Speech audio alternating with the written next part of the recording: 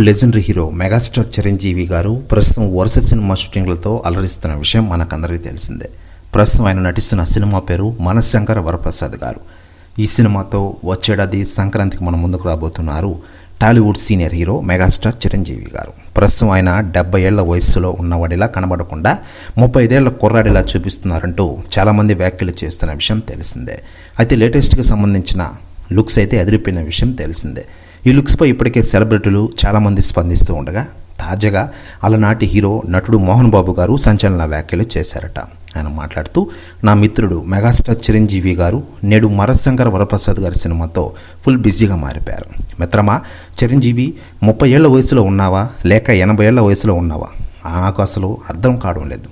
Megastar లుక్పై ఇలాంటి shocking comments చేశారట మోహన్ బాబు గారు. ప్రస్తుతం వ్యాఖ్యలు వైరల్ అవుతున్నాయి టోటల్ తెలుగు ఇండస్ట్రీలో. మరోవైపు మెగాస్టార్ చిరంజీవి గారు ప్రస్తుతం మనశంకర వరప్రసాద్ గారితో పాటు విశ్వంబర సినిమాతో ప్యారల్గా నటిస్తున్న విషయం తెలిసిందే. వచ్చేడాది సమ్మర్కి ఈ సినిమా రిలీజ్ చేయనున్నారు.